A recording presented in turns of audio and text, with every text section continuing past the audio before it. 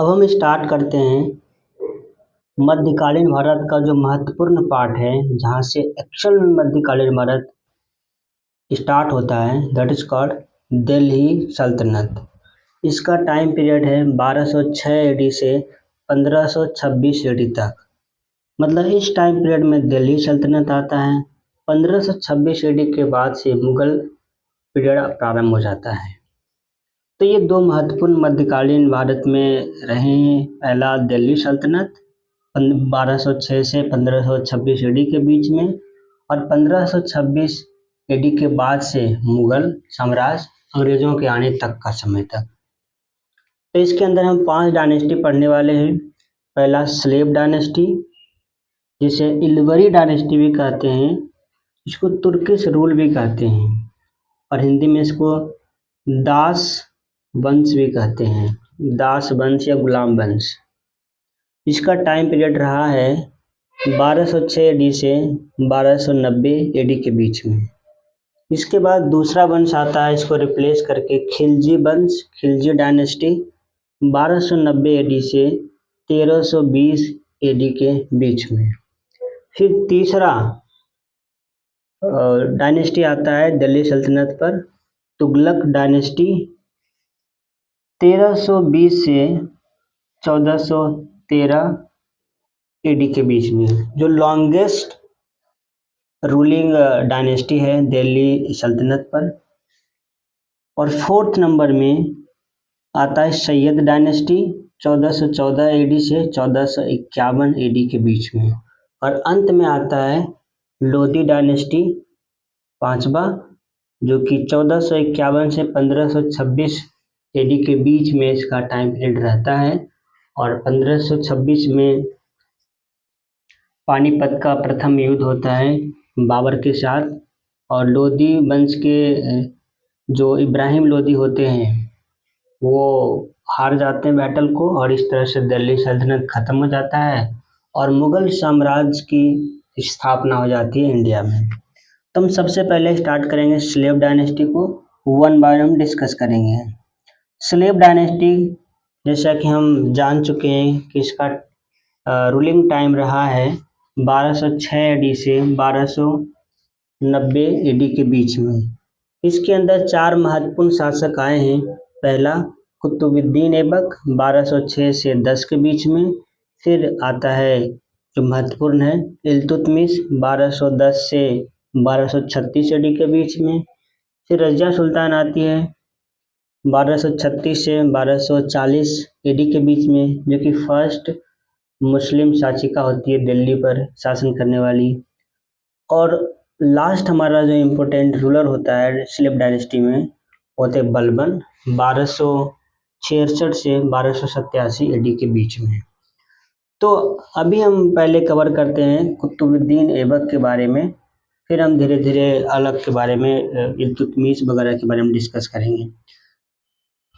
जब हम बात करें कुतुबुद्दीन ऐबक की, तो दिल्ली सल्तनत की जो स्थापना कुतुबुद्दीन ऐबक के द्वारा ही की जाती है।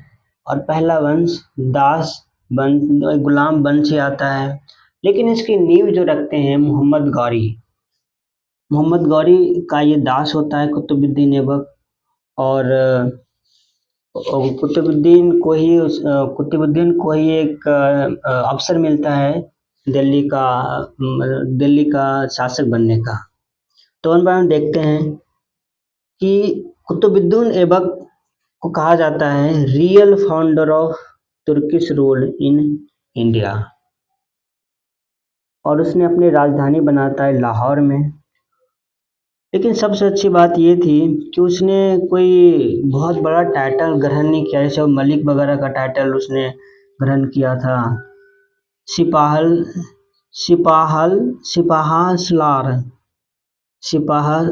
इस तरह से कुछ टाइटल थे, मलिक और सिपाहासलार नाम के टाइटल। उसने कभी सुल्तान के टाइटल को एज्यूम नहीं किया।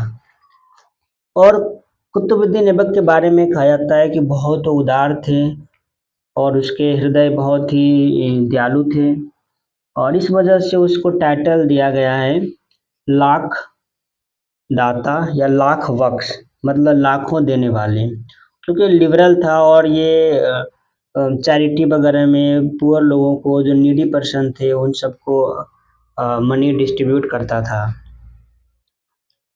ऐबक ने कुतुब मीनार का भी कंस्ट्रक्शन स्टार्ट किया था 1199 एडी में, और ये स्टार्ट किया गया था एक सूफी संत थे उसी के नाम पर। उस सूफी संत का नाम था ख्वाजा कुतुबुद्दीन बख्तियार काकी। और लेकिन वो ख़त्म नहीं कर पाए इसको, फिनिश नहीं कर पाए, कंप्लीट नहीं कर पाए इस कुतुब मीनार को, जो कि दिल्ली में बनाया गया था। इसको कंप्लीट किया इल्तुतमिश ने।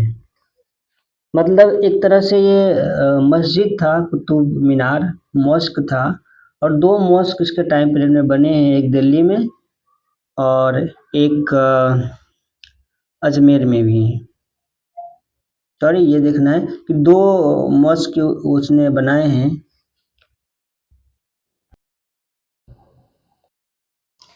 फिर से थोड़ा सा क्लैरिफाई कर लेते हैं। मतलब कुतुब मीनार तो उसने बनाया 1199 ईडी में स्टार्ट किया, ठीक है, ख्वाजा कुतुबुद्दीन बख्तियार काकी के नाम पर। लेकिन इसके अलावा उसने दो मस्जिद भी बनाए, एक दिल्ली में और एक अजमेर में। दिल्ली में जो मस्जिद का निर्माण किया था उसका नाम था क्वात अल इस्लाम, जो कि इंडिया में फर्स्ट मस्जिद थे। और अजमेर में एक मस्जिद बनाया जिसका नाम था अढ़ाई दीन का झोपड़ा। लेकिन दुर्भाग्य की बात है कि 1210 में 4 साल के बाद ही वो जब घोड़े पर बैठ करके हॉर्स पोलो, मतलब चौगान खेल रहे थे, वो खेलते वक्त घोड़े से गिरे और उसकी मृत्यु हो गई और लाहौर में उसको दफना दिया गया। और जब इसकी मृत्यु होती है तो उसके जो एक एक्सपीरियंस बेटा होता है आराम शाह, वो लाहौर से लगभग 8 महीनों तक रूल करता है, लेकिन उसको हटा करके इल्तुतमिश इस पर गद्दी पर बैठ जाता है। तो फिर से इल्तुतमिश का साम्राज्य प्रारंभ हो जाता है। तो फिर इल्तुतमिश के बारे में हम आगे देखेंगे।